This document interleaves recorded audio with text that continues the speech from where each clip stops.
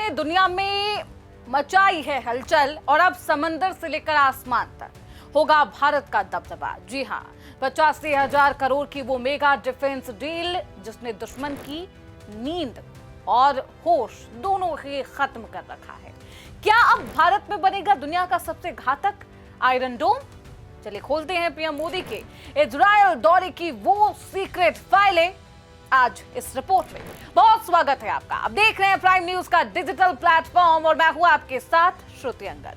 नवाबों के शहर से लेकर तेल अवीव की गलियों तक आज सिर्फ एक ही चर्चा है, भारत और इजराइल का महागठबंधन।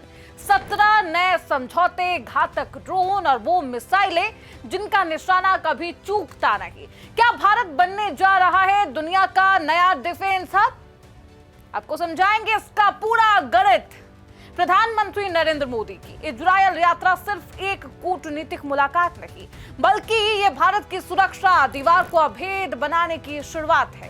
क्या भारत को मिलने वाला है इजरायल का जादुई आयरन डोम जिसकी चर्चा हो रही है? क्या अब भारत में बनेंगे दुनिया के सबसे घातक ड्रोन? आज के इस एक्सप्लेनर में हम आपको वो भी बताएंगे कि उन 17 MOU की फाइलें हैं कहां और इन फाइलों का असर क्या होगा। इस यात्रा का सबसे अहम पॉइंट है आयरन डोम। इजराइल ने भारत को इस world class air defence system की टेक्नोलॉजी ट्रांसफर करने का ऑफर दिया। खास बात यह है कि ये सिर्फ खरीद बिक्री नहीं है, मेक इन इंडिया के तहत इसका प्रोडक्शन भारत में ही होगा। लेकिन Honorable members,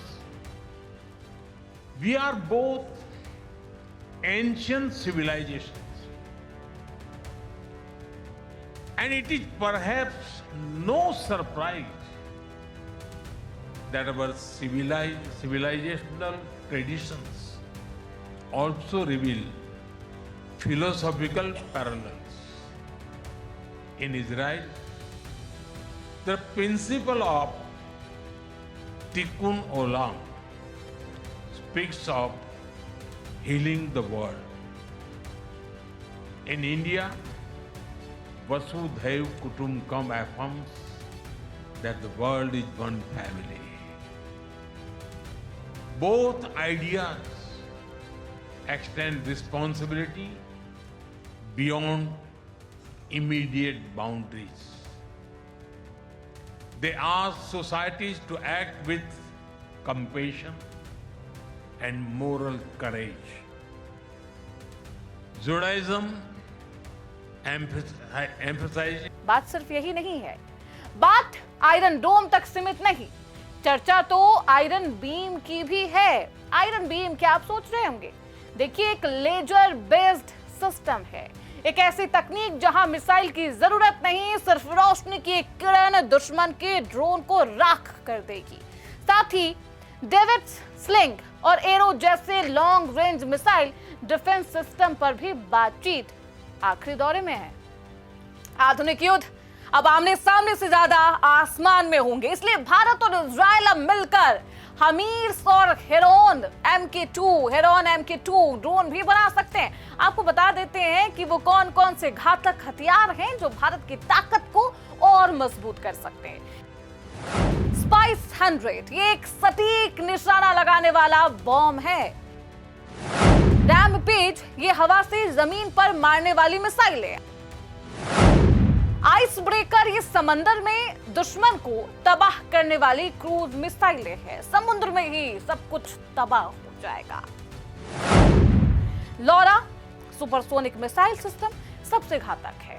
ये वो हथियार है जो बालाकोट जैसी सर्जिकल स्ट्राइक की ताकत को कई गुना बढ़ा सकता है। For Israel's resolve, courage and achievements.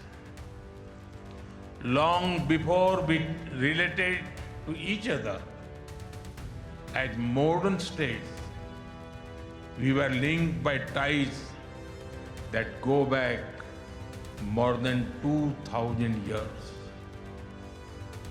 The book of Esther refers to India as Hodu.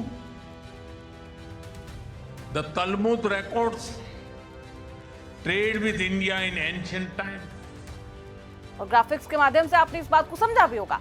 अब बात करते हैं पैसों के। एक्सपर्ट्स के मुताबिक 2026 के अंत तक ये डील्स 8 से 10 अरब डॉलर में तय की जा सकती है।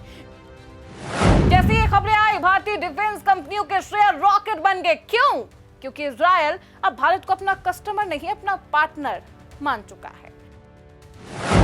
आज भारत इजरायल के कुल हथियार एक्सपोर्ट का 34% अकेले खरीदता है। अब ये हथियार भारत की जमीन पर भारतीय हाथों से बनेंगे।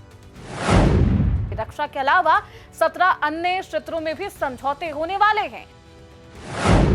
एआई, क्वांटम कंप्यूटिंग और cyber security. The Holocaust stands as one of humanity's darkest chapters. Yet, even in those turbulent years, some acts of humanity stood out. The Maharaja of Navanagar in Gujarat, also known as the Jam Sahib, offered refuge to Polish children, including Jewish children who had nowhere else to turn.